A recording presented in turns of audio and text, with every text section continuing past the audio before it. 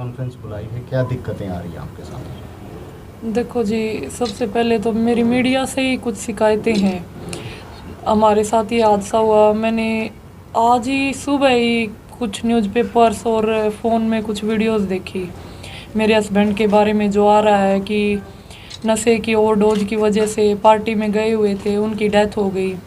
तो कुछ चीज़ें हैं जो आप लोगों को पता ही नहीं, तो वो आप लोग कैसे छाप सकते हो उन चीज़ों को। वो इंसान 1 बजे ग्रुप पे, ये बात शायद आपको पता होगी सबको, और हम ऑडियो भी सुनाएंगे ग्रुप पे, जिन्होंने मैसेज किया है मेरे हस्बैंड ने कि वो बास्केट का मैच लगाने आ रहे हैं, लेकिन आप लोगों ने सब ने क्या लिखा हुआ कि वो पार्टी के लिए गए हुए थे, पार्टी में नशे की ओवरडोज की वजह से। अभी डॉक्टर्स ने, उसकी रिपोर्ट नहीं आई, कुछ भी पुष्टि नहीं हुई कि नशा था या कोई पॉइजन था या कुछ था, हमें भी नहीं पता। और मेरी ये आपसे मतलब विनती, गुस्सा भी है, लेकिन इस समय मैं कुछ नहीं कर सकती, क्योंकि थोड़ा आपको, जब हम लोग मेडल लाते हैं तब आप लोग हमें खूब सपोर्ट करते हो, हाईलाइट्स करते हो, लेकिन ऐसे हादसे होते हैं तब भी हमें बदनाम करना, खिलाड़ी को, एक खिलाड़ी को बदनाम करना भी बहुत गलत बात है। ठीक है, मैं आप सब नहीं हो सकते एक जैसे, लेकिन जिसने भी ये लिखा है कि नशे के ओवरडोज की वजह से उनकी डेथ हुई है, ये बिल्कुल गलत बात है जी। क्योंकि एफआईआर में ये बात लिखी गई है कि जो वो तो उसने दी थी, और नशे के ओवरडोज की तरफ से जो आपके ससुर की तरफ से जो एफआईआर दर्ज करवाई गई है। बिल्कुल जी, देखो उस टाइम पे डॉक्टर्स का कुछ, उस टाइम पे अग्रेसिव माहौल होता है, कुछ भी ये नहीं 1-2 डॉक्टर, कंपाउंडर या किसी ने भी कुछ भी बोल दिया, क्योंकि तब तक तो कोई भी रिपोर्ट्स नहीं हुई थी। अग्रेसिव माहौल होता है उस समय, आप लोग उस मुद्दे को इतना उठा दिया कि बर्थडे पार्टी थी, ये बर्थडे पार्टी का तो कोई भी वो नहीं है जी। इन्होंने 1 बज के एफआईआर पे जो आपका एफआईआर में 304 धारा के तहत मुकदमा दर्ज हुआ है, वो गैर इरादतन हत्या एफआईआर में तो ये रवि का ही बयान है कि मतलब ली गई है, लेकिन उसने अब जी मैं इस बात की कि मतलब सबसे बड़ी दिक्कत कहाँ आई? क्योंकि जिस दिन ये हादसा हुआ था तो हमने आपकी फैमिली का रिएक्शन लेने की कोशिश की थी, लेकिन हम भी समझते हैं किसी के परिवार के साथ देखो जी, मैं आपको भी ये ऑडियो सुनाएंगे। 1:02 पे उसने ग्रुप में क्या डाल रखा है?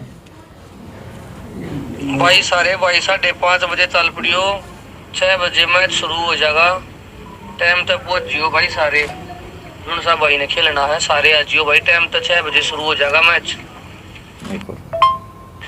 और जी पहलवान का मैसेज है भाई, 6 बजे मैच शुरू हो जाना चाहिए, अलर्ट मैसेज है भाई, सारे भाई 6 बजे तैयार हो गए मैच में। जो बंदा जी 1:02 पे एफआईआर की आपको बता रहा, जो एफआईआर हमने तो देखो लिखवाई नहीं। निवेदक श्री विजेंद्र सिंह सन ऑफ जले सिंह, गांव गड़ी भोर का रहने वाला हूँ और खेती बाड़ी करता हूँ। मेरे पास 2 सर जी उस टाइम एक मिनट सुन लो आप थोड़ा सा। बड़े बेटे का नाम अजय है, छोटे का विजय है। अजय सीआईएस में नौकरी करता था, शादीशुदा था, छोटा बेटा भी शादीशुदा है। अजय मेहर सिंह अखाड़ा देव कॉलोनी में प्रैक्टिस करता था। अजय की पोस्टिंग दिल्ली में थी, इसलिए शनिवार और रविवार को घर आ जाता था। कल दिनांक 26/8 को मेरा बेटा अजय दिल्ली से घर आया था और आज करीब 10-11 बजे आल्टो कार नंबर ये लेकर मेहर सिंह अखाड़े में किसी दोस्त का जन्मदिन है यह बताकर घर से ले गया था। हमारे को करीब 6 बजे सूचना मिली कि अजय इमरजेंसी में होली हार्ट में आ जाओ। सूचना पाकर मैं बेटे विजय के साथ हॉस्पिटल पहुंचा और पहुंचने के बाद डॉक्टर साहब ने मुझे बताया कि अजय मर चुका है। हमने तसल्ली की तो अजय के साथ 2 लड़के थे, जिनमें एक का नाम रवि सन ऑफ जसवीर निवासी कारोड़, दूसरे का नाम सोनू उर्फ लुक्का रमेश सुल्तानपुर जिला हिसार है। जो मेरे लड़के अजय की मौत रवि द्वारा नशीला पदार्थ की ज़्यादा डोज की वजह से हुई है। सर उस टाइम जो इन्होंने सुना, मतलब वो चीज़ आगे, क्योंकि वो जो एफआईआर ना 304 क्या है, गैर इरादतन हत्या, मतलब हत्या का इरादा नहीं। तो अब जैसे सर 1:02 पे ये डाला ना, तो उस बंदे का पार्टी का कोई लक्ष्य वो नहीं था कि उसने पार्टी करनी है। 1:02 पे जो बंदा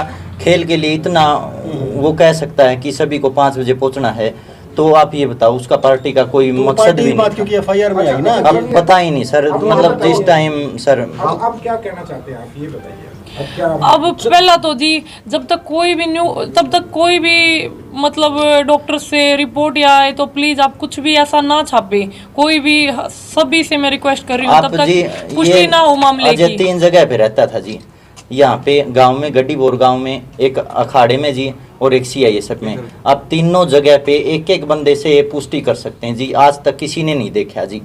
तो मतलब हम ये चाहते हैं जी, इतना मतलब अच्छा लड़का था और वो जाते जाते बुराई लेके जाओ ना जी, वो बर्दाश्त नहीं है। और इसकी मतलब अच्छी तरह से कार्रवाई होनी चाहिए। जो भी स्टिक है ना, दूध का दूध और पानी का पानी हो, हम ये चाहते हैं जी आप बस। दोनों एक दूसरे को कितने साल से जानते थे? क्या कभी आपने उसको नशा करते हुए देखा? देखो जी, मैं 8 साल से जानती थी अजय को। शादी को हमारे 9 महीने हुए, लेकिन हम एक दूसरे को 8 साल शायद कोई छोटा सा समय नहीं होता। लंबा समय। एक सोचने की बात है, मैं भी खुद भी एक स्पोर्ट्स पर्सन हूँ, तो वो नशेड़ी होता तो क्या मैं उसके साथ शादी का डिसीजन लेती इतने साल के बाद? वो भी चलो कुछ टाइम जानने को हुआ, इंसान ये सोचे, पता नहीं था मेरे को, लेकिन 8 साल में हर छोटी बुरी आदत, हर छोटी अच्छी आदत का पता चल जाता है इंसान को। तो मेरे को कभी मतलब आज तक मैं ये मान ही नहीं सकती कैसे भी कि वो इंसान नशा, मेरे को बिल्कुल पता होता। और आज भी मैं ये चाहती हूँ कि हर चीज़ की अच्छे से जांच हो, अगर उसकी भी गलती होगी वो भी एक्सेप्ट की जाएगी। ये नहीं है कि हम उन किसी के खिलाफ हमें दोष लगाना कि उसने किया। बस ये मैं चाहती हूँ कि हर छोटी बड़ी चीज़ की अच्छे से जांच की जाए, कहाँ से क्या लेके आए, किसने दिया, क्या कह के, पहले भी गया है क्या वो इंसान, या सिर्फ पहली बार। क्योंकि देखो जी, मेरे को कोई भी चीज़ ला के दी जाएगी कि ये चीज़ से तुम्हारी मौत हो जाएगी, शायद कोई भी इंसान नहीं लेगा, कोई पागल भी नहीं लेगा। तो वो तो एक समझदार इंसान थे। तो ये मैं पुलिस प्रशासन से भी यही है जी। वैसे एसपी सर मेरे काफ़ी कांटेक्ट में है, वो बता रहे हैं कि कभी भी कुछ भी आपके सामने आ रहा, मैं भी बताओ वो भी, लेकिन फिर भी मेरी संतुष्टि नहीं है कि उतनी अच्छे से कार्रवाई हो रही है। क्योंकि कोई चोरी या कोई छोटा मोटा मामला नहीं है जी, ये हमारा इंसान गया है, तो हमें दुख भी उतना ही है कि फिर भी कार्रवाई उतने अच्छे से नहीं हो रही। एक सिविल हॉस्पिटल से 4 दिन हो चुके हैं जी, कोई भी रिपोर्ट नहीं मिल रही। कभी नेट का इशू बता रहे हैं, कभी डॉक्टर नहीं आया, तो अभी तक हमें रिपोर्ट ही नहीं मिली है कि आखिर में हुआ क्या था उसके साथ। और जैसे 2 लड़के थे उसके साथ जी, मैं खुद, मेरी फैमिली भी बाद में गई है, मैं पहले ट्रेनिंग से डायरेक्ट मुझे पता लग गया था, हॉस्पिटल गई। जो वो रवि लड़का था, वो सोनू तो साथ में ही था, वो इमरजेंसी में ही था, लेकिन जो वो रवि लड़का था वो अजय के बेड के पास ही, उसके हाथ पाँव मसल रहा, तब तक ट्रीटमेंट कर रहे थे डॉक्टर। और 1.5-2 घंटे मैंने उसको देखा बिल्कुल। मैंने उससे पूछा रवि क्या हुआ, उसने मेरे को एक जवाब दिया कि मैं तो था ही नहीं, मेरे को नहीं पता। और उस टाइम भी इतना अग्रेसिव माहौल था। फिर डॉक्टर ने जब ये अनाउंस किया कि वो नहीं रहे, तो फैमिली को गुस्सा आना नॉर्मल है देखो जी। तो उन्होंने ये बोला कि जिसने भी इसके साथ किया हम उसको भी नहीं छोड़ेंगे। तो तभी वो एडमिट हो जाता है एकदम से जाके आर्मी के दिल्ली। तो ये बात कैसे मान लें जी, हमारे पास वीडियो फुटेज भी है, आप भी होली हट से निकलवा सकते हैं। तो कैसे मान लें कि जी वो उधर एडमिट हो गया। एक तो सीधी सादी बात है, वो तो बचने के लिए एडमिट हो गया। पुलिस प्रशासन से भी मेरे की मुंह के बोल से उनके बयान लिए जाए बहुत अच्छे से। एक रिमांड के डिमांड करती हूँ जी मैं पुलिस प्रशासन से, उनके रिमांड से ही डिमांड, क्योंकि उनके साथ वो ही 2 थे, वो ही बता सकते हैं कि आखिर में उसके साथ हुआ क्या है। पहले भी वो चीज़ें वो वहाँ, अभी वो कोई कुछ बता रहा है, अंदाजे ही लगाए जा रहे हैं, अभी तक कोई भी पुष्टि नहीं हुई जी कहीं से भी। आपको क्या लग रहा है, मोटा मोटा किसी ने जहर दिया है, क्या दिया है, कौन है, क्या ये दोनों हैं? खुल के बोलो आप। देखो जी, मैं बिल्कुल भी अंदाजा नहीं लगा सकती रिपोर्ट के बिना। उनकी बॉडी का नीला पड़ना, और इतनी शायद मैक्सिमम 30-35 मिनट में ही उनकी डेथ हो गई। तो मतलब कोई भी इंसान ये देके बोलेगा ये जहर है, कोई भी नहीं लेगा जी।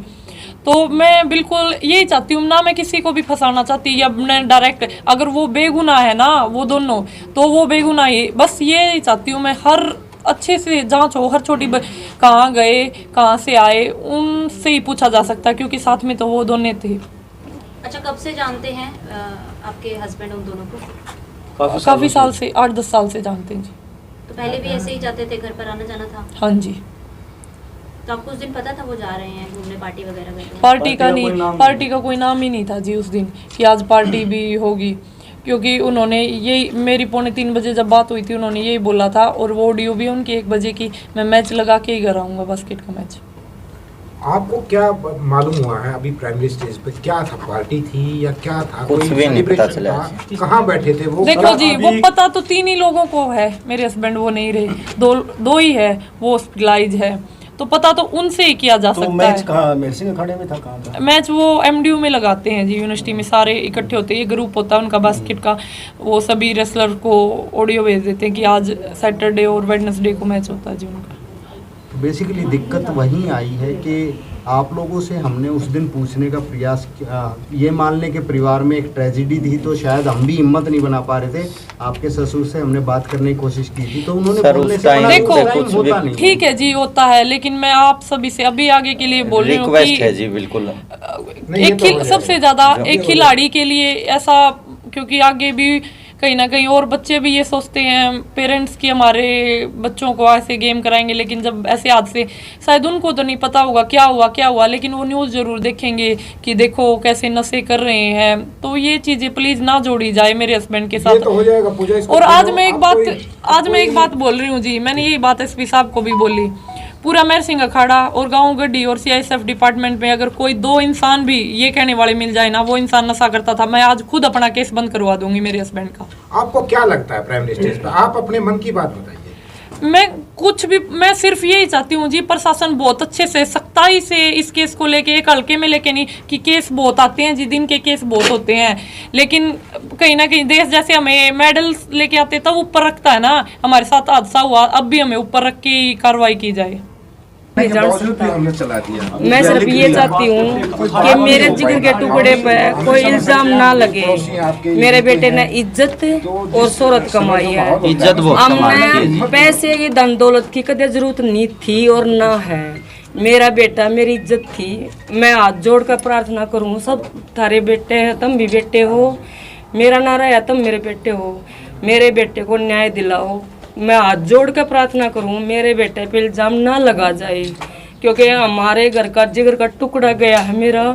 इस तरह बढ़कर और मैं क्या कह सकूँ हूँ। मेरी बेटी पे उस किसी ने दया नहीं आती तो वो मेरी निर्भागी कहलाऊंगी। बस मेरे बेटे को इंसाफ चाहिए। जो नशे की बोल रहे हैं, जब हमारे पास कोई सबूत नहीं है, मैं आप सब तक पूछूं कि आपके पास क्या सबूत है जो मेरा बेटा नशा करता था। हमने एक शिक्षा दी थी कि बेटा आगे बढ़े, बस इज्जत कमाओ, गलत काम ही मत करो जो हमारे पर बट्टा लग गया। तो आपको क्या लगता है कि कैसे मौत हुई है? हमने कुछ नहीं पता। मेरा बेटा तो ये कह गया था कि मैच लगेगा माँ और शाम बहू की बात हुई है। मैंने बहू तब बूझी बेटा अजय तब बात हुई, बोली हाँ माँ बात हुई थी। मैंने बोला था कि मैं चला गया, बहू ने बोला कि ठीक है माँ शाम में मिलते हैं, तू अपनी प्रैक्टिस पर जाना पूजा और मैं अपनी पे शाम को घर पर मिलेंगे। हमने 6 बजे सूचना हमें मिली कि हमारा बेटा खत्म हो चुका है। बस हमारे को तो एक बस पहाड़ टूट गया। मैंने अपना बेटा, मेरा बेटा 2 किलो 100 ग्राम का होया था और मेरा बेटा 1 क्विंटल का गया है। मैं ये बताओ कि मेरी एक डिंग नहीं पाट रही, मैं जी रही हूँ लेकिन मैं जीने की हालत में नहीं है मेरी फैमिली। मेरे बेटे को न्याय मिले और मेरे बेटे पर नशे का कोई भी इल्ज़ाम ना लगे।